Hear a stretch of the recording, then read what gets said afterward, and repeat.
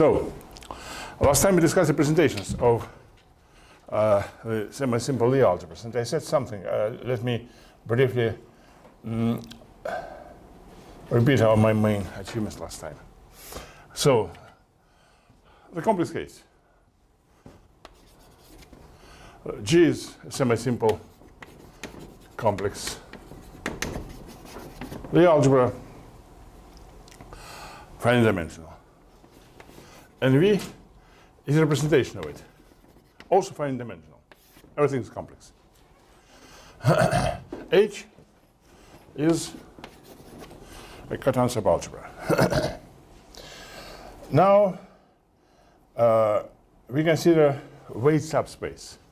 If lambda is a complex number, excuse me, lambda is a map of H into C, linear map, linear form.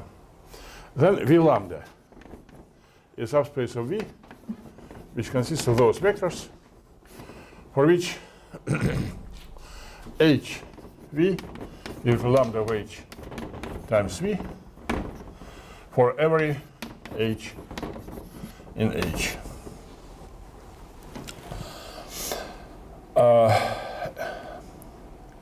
Now if we lambda, now vectors of non-zero elements of V lambda are called weight vectors. Lambda is called the weight.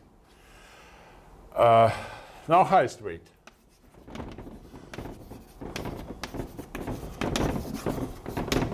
Highest weight vector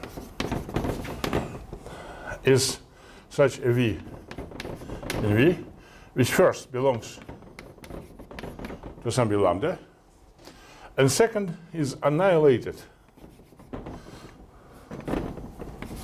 by the algebra N plus. N plus is the subalgebra of G, which is spanned by all all root spaces corresponding to positive roots. We have positive roots alpha, we have G alpha, and the sum of those spaces G alpha with positive alpha. It is a subalgebra of H, nilpotent subalgebra of G, nilpotent subalgebra, and this is our requirement. This is a weight vector, and it is annihilated by M plus. Now, last time I explained that there is at least one highest weight vector for every finite dimensional representation of G. Now I assume that V is irreducible, but it is reasonable.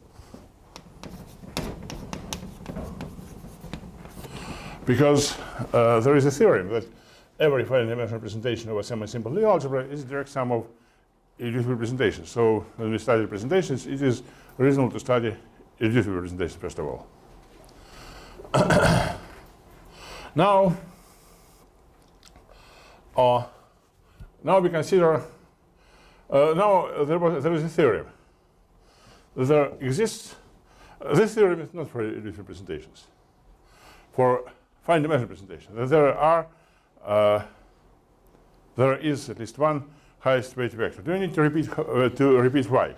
It is very simple. And so this understanding is required. We first prove that there is a weight vector, which is a linear algebra fact. We take a basis in H, H1, H2, and so on. Then for H1, we find an eigenvector. Then we consider the space of eigenvectors with this eigenvalue in V subspace, and it is invariant with respect to H2, because H1 and H2 commute.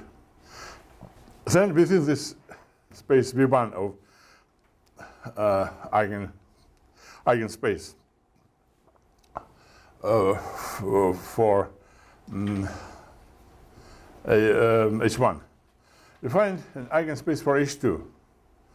It will be a smaller space, maybe V2, and every vector in V2 is an eigenvector for both H1 and H2. And then we proceed.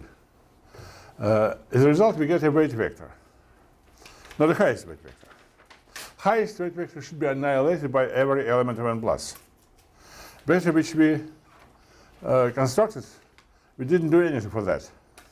It may be not annihilated by some element of n plus. And n plus is spanned by E lambda, where E alpha, where alpha are positive roots. We apply E alphas to vector v, which we have.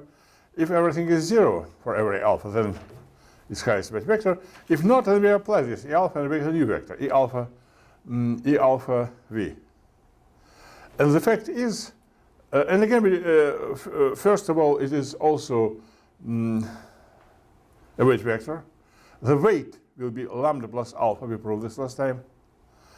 And we apply the same procedure to this vector. And this, so again, we apply to this vector or all E alphas. So we apply and apply and apply and apply vectors E alpha, E alpha 1, E alpha 2. And the claim is that after several steps, we will get a highest weight vector, because every time the eigenvalues acquire this addition plus alpha I, and it is very easy to find a vector in H, say that every positive root has takes real positive values on it, because just take a vector which is orthogonal to the, well, for example, take the sum of all, well, this is a good idea, the sum of all positive roots. This of all H alphas for all positive roots. And definitely every positive root will have positive, a real positive value. And then it is impossible that this procedure is infinite, because eigenvalue corresponding to this chosen H will gain in new additions of positive real numbers. There are finitely many eigenvalues for H, so at some moment we will have to stop. So in this way, I did it last time. Lambda is highest weight vector.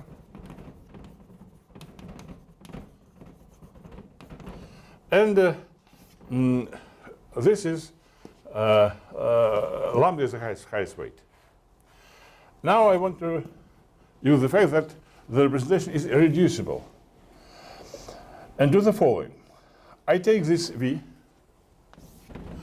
and now I take, so positive E alpha with positive alpha annihilated, but there are E alpha with negative roots. So I apply to this E negative alpha, where alpha again is a positive root.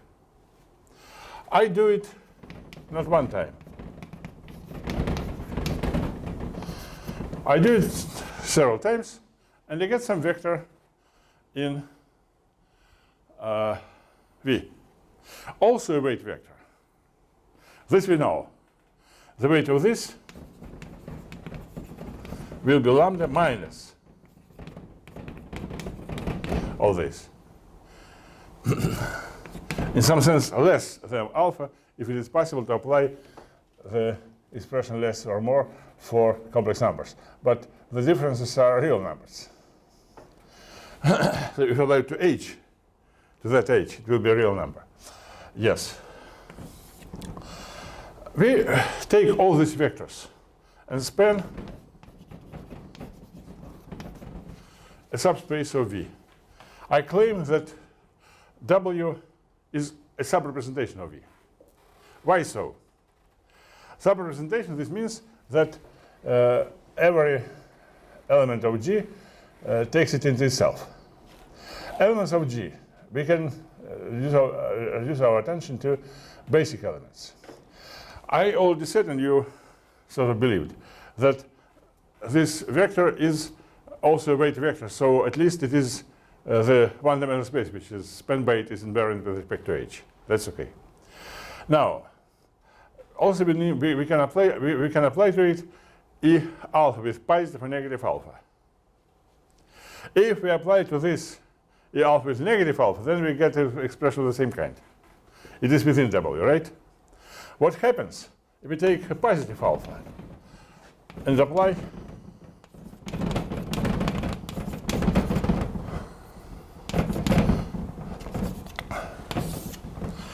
what happens in this case? First of all, we take these two, we compute. So this is equal to E negative alpha 1, E alpha, E negative alpha 2. Okay, and also the commutator. The commutator of is proportional to E alpha minus alpha 1, right? I even don't need, and then all the rest. As to this, alpha minus alpha 1, it may be, it's also a root. If it is not a root, then it is 0. No problem. If it is a root, it may be positive or negative. If this is negative, then this is expression of our form. If it is positive, then I do with this the same as before. So I take this E alpha and drag it through everything. At every time it can form commutators. But all these commutators also, I want to place them here. When this E alpha goes through all this set of E negative alpha i's, so here I will have E alpha minus some alpha i's, right? If this is positive, then this is 0. I will apply it to V. If it is H, if it is belong to H, then again it is V times some number. If it is negative, then we have expression of this form. So I don't want to say much. I want to say mostly this obvious, that if I apply E alpha with positive alpha to an element of W, to this element, I will stay within W. What about that? Because if you believe, then immediately very strong consequences. First, W is V because V is irreducible. W is not 0 because it contains V. So if V is irreducible, then W is V. So V is just span of these elements, right? Second, V is spanned by elements of this form. And you agreed with me that these are weight vectors. So actually, we have the following fact, that V is the sum of weight spaces. All right? And then the last nail. V is an irreducible representation, but any representation is a direct sum of irreducible representations, any very fine dimensional. So the final consequence of this, that every finite dimensional representation of complex semi-simple Lie algebra is a direct sum of weight spaces. Objections? Yes, I see. Among other things, we see that if we have a reduced representation, back to reduced representations, then, but by the way, one more thing.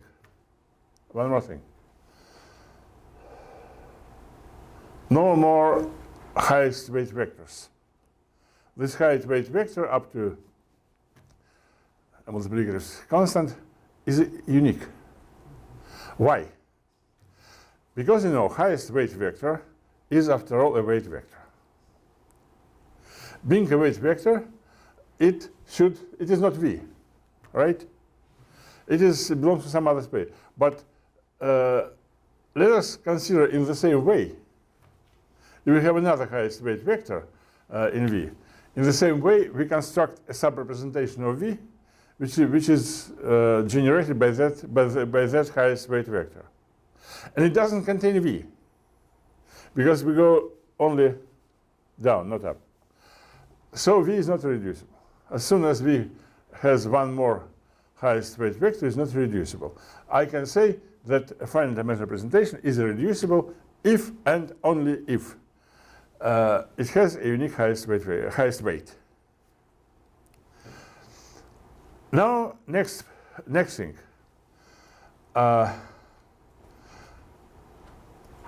Highest weight fully determines the irreducible representation. With this, I can actually say that at this moment, the fact that the representation is finite dimensional is not important. If I have two representations, let me be infinite dimensional, of a complex semi-simple Lie algebra, and both have highest weight vectors, I need to assume this, because if my representation is finite dimensional, then this proof doesn't work. And it is certainly true that infinite dimensional representations are not obliged to have highest weight vectors. For SL2, it's very easy to construct an example. If we have two irreducible representations, finite dimensional, infinite dimensional, of a semi-simple Lie algebra, then with highest weights, then the two representations are isomorphic, are the same, if and only if the highest weights are the same. Moreover, in this statement, highest weight is arbitrary. We take absolutely arbitrary lambda, which is a linear form, h to c. And there exists a unique representation with this highest weight. Finite dimensional and infinite dimensional, it is a different story. But let me first explain this. Because this is obvious, at least if I can hope, if I can expect that you will believe to some things which I am going to say.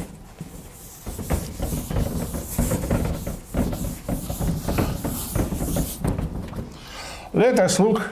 Yes. Sorry. So when you say highest weight, you mean one unique highest weight? Just one highest weight vector? Or first, I think that it is already clear that an irreducible representation, highest weight, highest vector, we can multiply it by 2 or 3 by a constant. But highest weight is unique, yes, and it is a theorem. It is in this theorem again. We don't need to assume that the representation is finite dimensional, because as soon as we have in any representation, as soon as we have highest weight vector, that is vector which is a weight vector with respect to some weight plus annihilated by n plus. Then we apply all negative, all in E minus alpha to it, and we get a subspace of our space, which is a subrepresentation. So if representation is irreducible, then this is the whole representation. In this way, we see that highest vector is unique if it exists at all. And in the finite dimensional space, it does exist. So let us look at our representation. You remember, we have a V. V because it is a vector, but also because it's a vacuum vector. It is actually, the terminology in this theory is partially borrowed from physics. And I say highest weight vector, singular vector, but also people could say a vacuum vector, whatever it means. But V mostly, I think, the origin of the notation is more vacuum than vector, because sometimes it's as a vector which maybe denoted by some other letter, like W. But vacuum vector is certainly V. You cannot imagine anything else. Let's look at it. So what do we have in our space? We apply E alphas. We can take simple positive roots.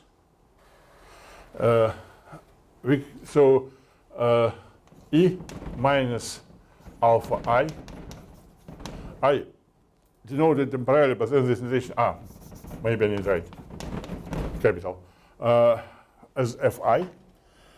And I apply these Fi's.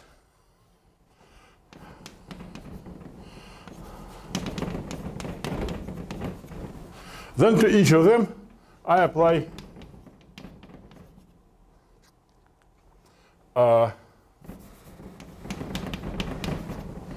two, then three.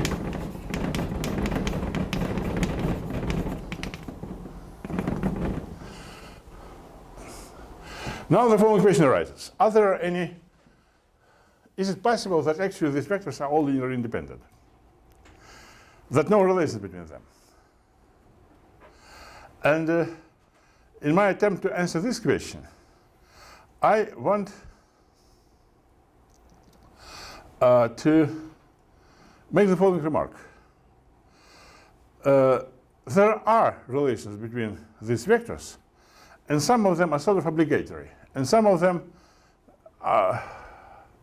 come from the properties of a particular representation. For example, F E. So this F's form a basis in H actually. No, this forms a form basis. So I consider F I Fj V and Fj Fi V. These two things actually are not fully unrelated because there is a thing as commutator F of Fi and Fj, right? And the difference is this. And this may be linear combination, say, of these F's. So simply the definition of a Lie algebra gives some representation, some relations between these vectors. And also there might be relations which actually are properties of our particular representations. I may happen to say that F1V is 0, or F1 squared V is 0. Let us try to understand what happens if all relations between these vectors come from the definition of a Lie algebra. So let us do it in a very general algebraic way. We have a Lie algebra N. I write N because we will consider nilpotent Lie algebra, but maybe you can write G or H or whatever you wish.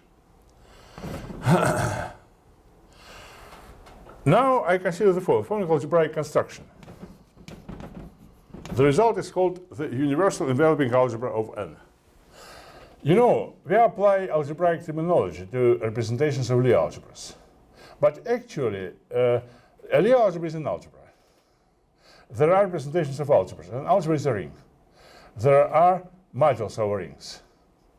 And when we speak of representations of Lie algebra, we call sometimes them modules over this Lie algebra. But this is not the usual we do not use the usual notion of a module over an algebra. Because, you see, the commutator in the Lie algebra is, you can regard it as a product, but in the representations, it doesn't act as a product, it acts as a commutator. It is better to deal with associative algebras. And this is an associative algebra which is spanned by N. It is defined in the following way. Maybe you all know what it is, but I consider such a thing. We take the set of all non-commutative polynomials in N. Let me say N tensor algebra of N. It is just C plus N plus N tensor N plus so on. Also an algebra, because you can multiply. Do you understand this notation? So take all tensor powers of the space N, starting with zeros power 1, 2, 3, and so on. Take the sum of them. So an element of this space is a linear combination of monomials. Say N1 tensor N2. Or in the next summoned, n1 tensor, n2 tensor, n3. This is called the tensor algebra. And when we consider it, we absolutely do not use the fact that n is Lie algebra itself. N may be any vector space. But then, let me introduce the most obvious notation, the most obvious relation. n1 tensor n2 minus n2 tensor n1 should be the commutator 1 and 2. This is an element of this, right? This is an element of the Lie algebra, that's of this. Certainly, I say relation, but we generate with this relation many other relations because we can multiply left and right side by whatever you wish. On the left, on the right. And we get some, so we consider, let me say, we consider all such, for all pairs in 1 and 2, we consider all such elements. Then we consider a two-sided ideal in the tensor algebra, which is generated by these elements, and we factorize. Why it is so important? You see, if we have a representation of n, then certainly we can apply two elements of our space, elements of n, this, first this, and this, and so on. But there are relations, and this is the relation. Because n1, n2, v minus n2, n2, n1, v is equal to the commutator n1 and 2, v, right? So, actually, if you have a representation of a Lie algebra, you get the representation of this tensor algebra such that this ideal is act trivially, actually as 0. So, in reality, we get a representation of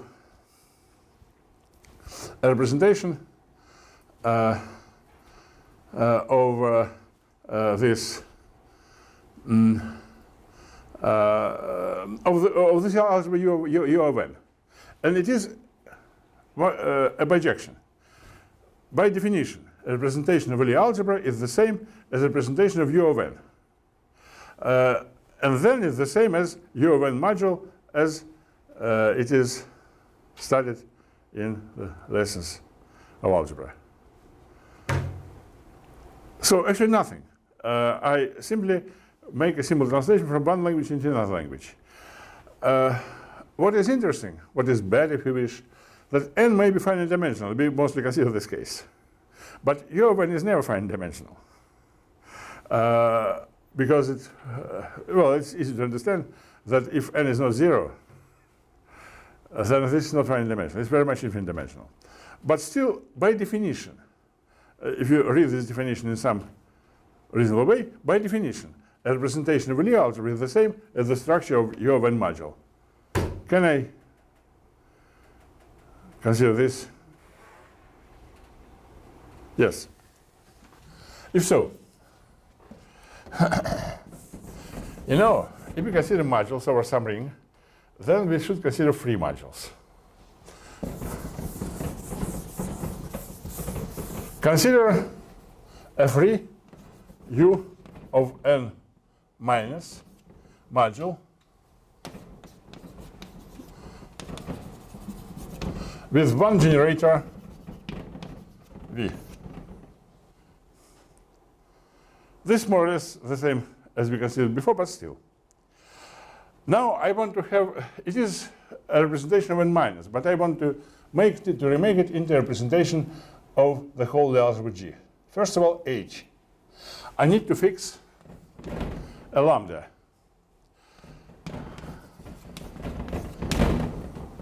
After which, I define the action of H on V.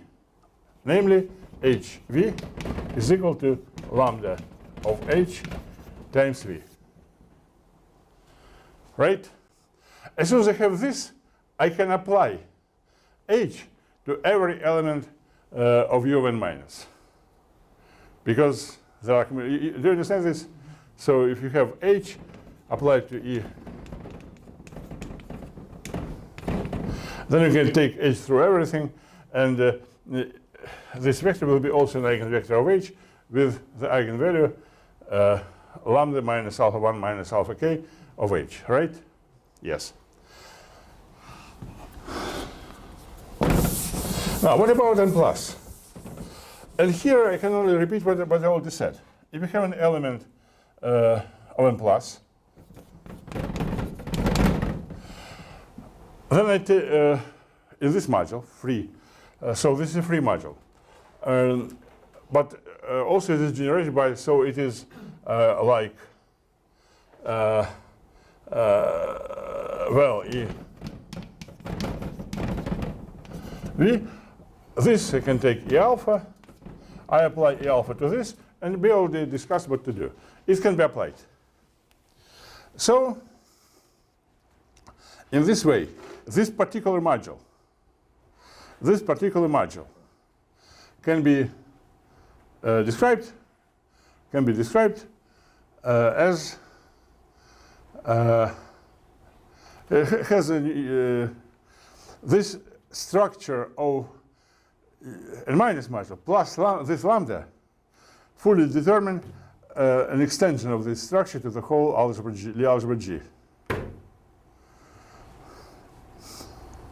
For those of you, I don't know, maybe this set is empty, and I hope so, but still, for those of you who prefer an abstract algebraic language, I can say that this construction of this module is the following. We consider first a one-dimensional module over H.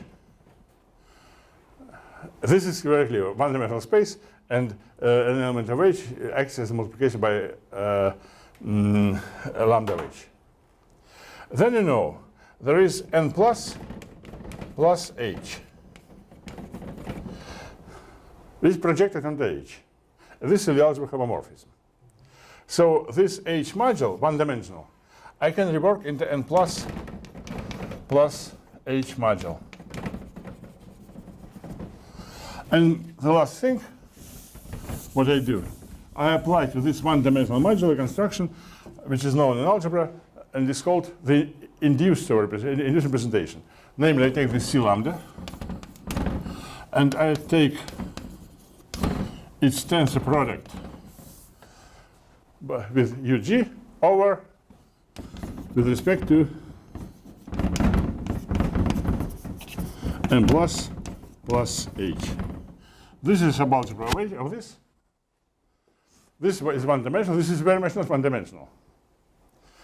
The result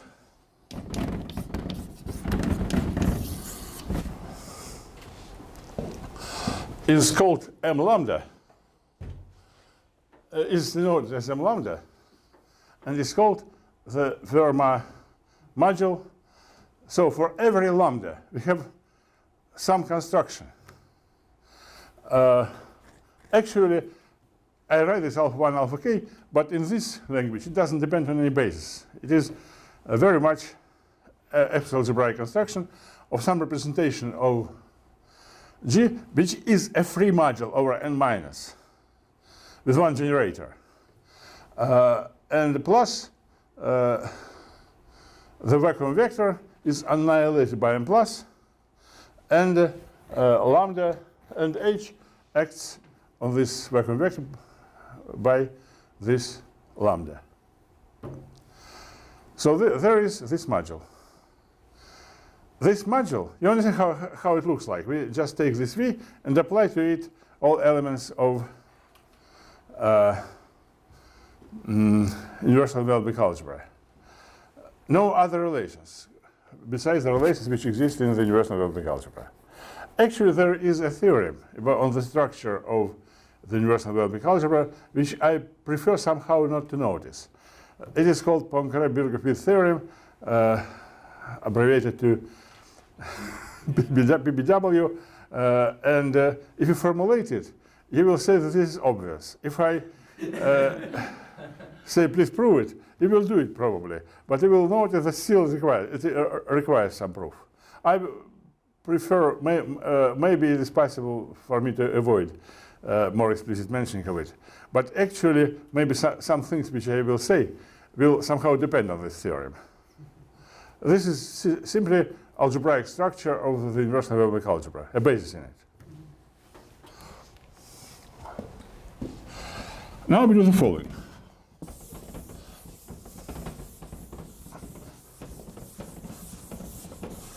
So this m lambda, you know, is a module defined by lambda. Suppose that we have some other representation of V.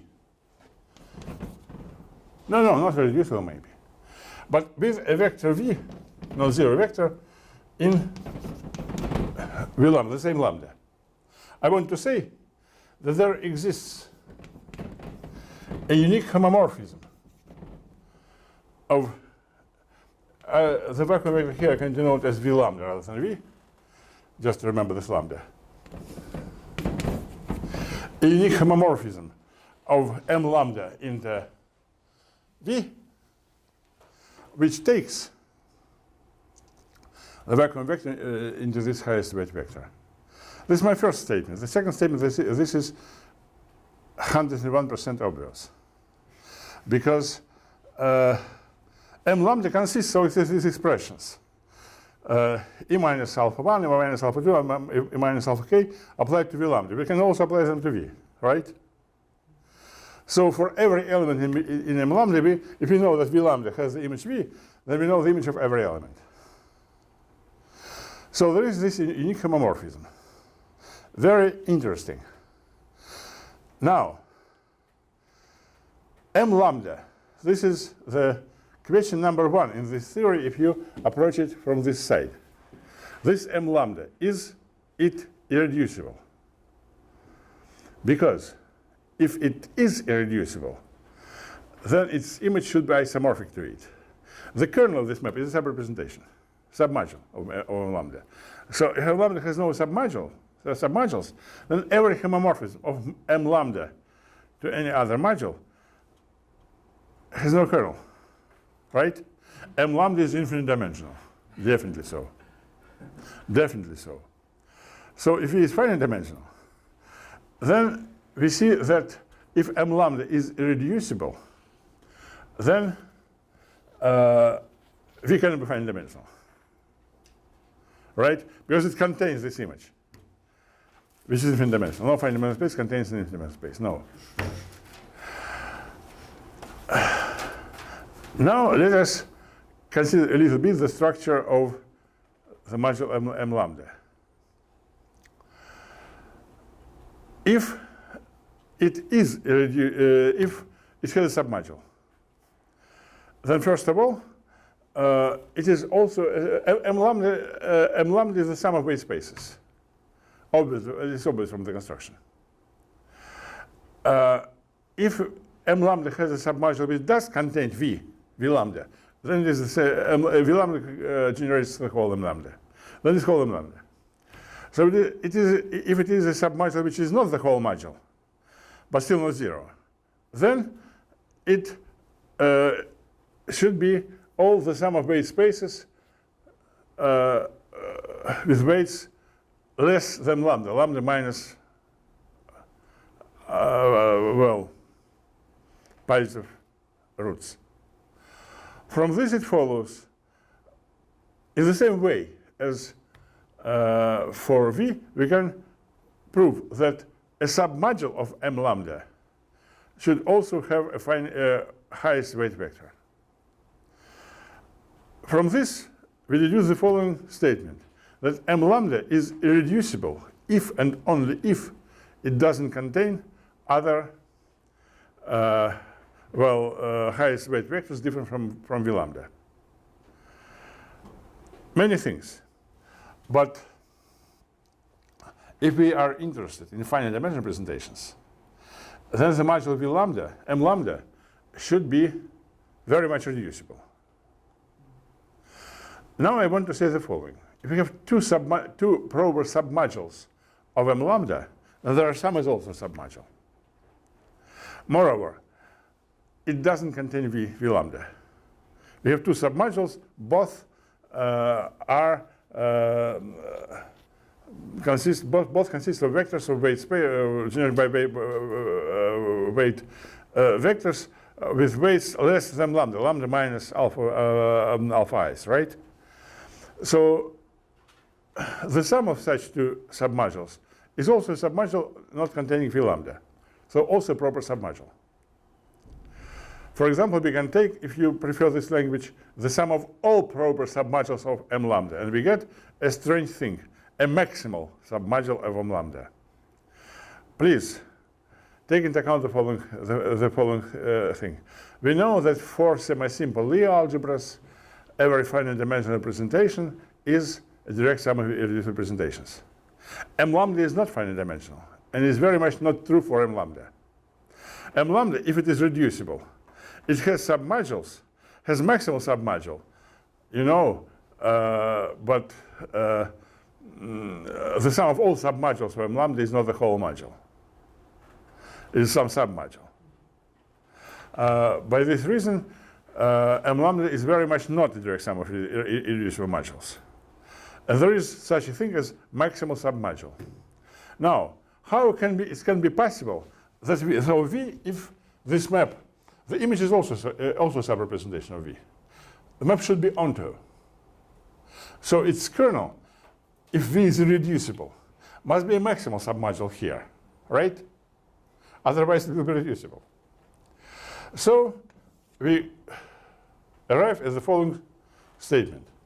Any representation with highest weight, any irreducible representation of our Lie algebra with the highest weight is the quotient of m lambda over the maximal proper submodule. Maybe zero, I say proper. We have, this is maybe not too impressive, but still full classification of representations with highest weight vectors, in particular all finite dimensional representations. So every representation, irreducible representation of a semi-simple Lie algebra is isomorphic to the quotient of some m lambda over the maximal submodule. From this it follows, in particular, that highest weight fully determines a representation. Finite dimensional also, but every representation, what I said, two representations with the same highest weight vectors with the same weight should be isomorphic because they are the same. Both are m lambda factorized over the maximal submodule. Is it okay?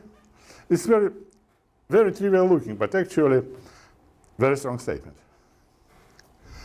And now, after all this, the last question. Still, if we want to classify the finite dimensional representations, then a question arises for which lambda, the representation, unique representation with the highest weight lambda, is finite dimensional. It is all we must know now. Certainly then we can answer various questions about the structure of this representation and so on, but first of all we have a lambda. As soon as we have a lambda is just linear map of H into C. We have a unique representation of G with the highest weight lambda. And it's very much unique, but still maybe finite dimensional. I don't want to return to it, but you remember we did this for SL2. More or less the same thing. More or less the same thing. Well, now let me formulate the result.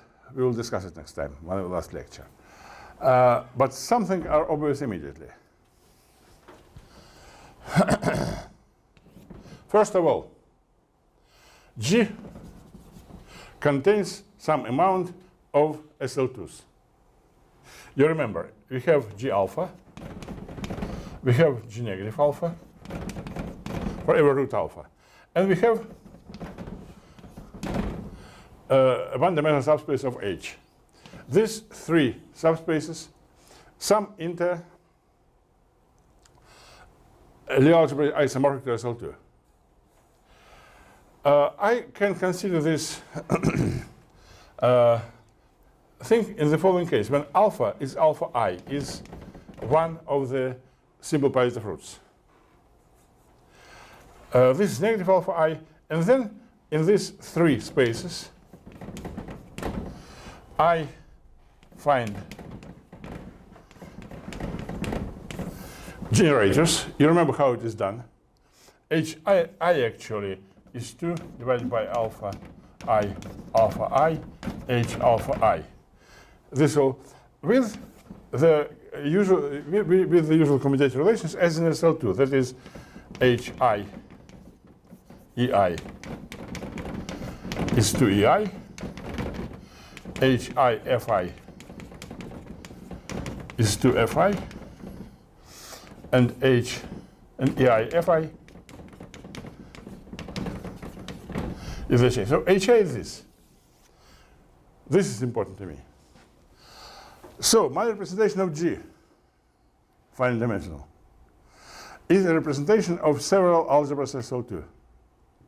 But we know only too well that if we have a finite dimensional representation of SL2, then the action of HI is a of H in SL2 is a multiplication by an integer. From this it follows that these elements HI for finite dimensional representations have this property that HI for every weight space HI is a multiplication by some integers. So lambda of actually the weight lambda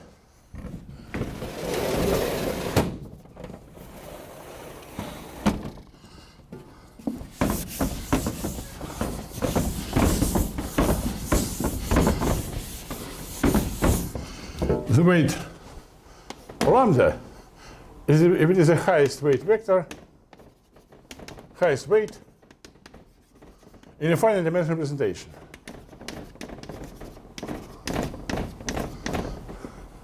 Then lambda of HI, I set an integer. Yes, but actually a non-negative integer. Because you know, highest weight in the representation of SL2, the action of H all the multiplication by integers, but there is a maximal integer. It is a non-negative integer, right? Vn is an n plus 1 dimensional representation in which the highest weight is n. Okay. So from this we deduce the following result, which we will discuss next time. But now I can formulate. But if we have any finite dimensional representation of a semi-simple Lie algebra, then its highest weight is, as people say in the theory, integral dominant. Together it means that its value on every HI is defined, it's not H alpha I, HI is defined like this. Its value on every HI is a non-negative integer. Certainly there is another theorem, which is much less trivial. Also, it is true that if a representation with the highest weight has an integral dominant highest weight, then it is finite dimensional. So finite dimensional representations correspond precisely to integral dominant weights which assume non-negative integral values for every element HI, where HI is defined as before. What remains? I still have roughly 1 minute. What remains? One important thing remains.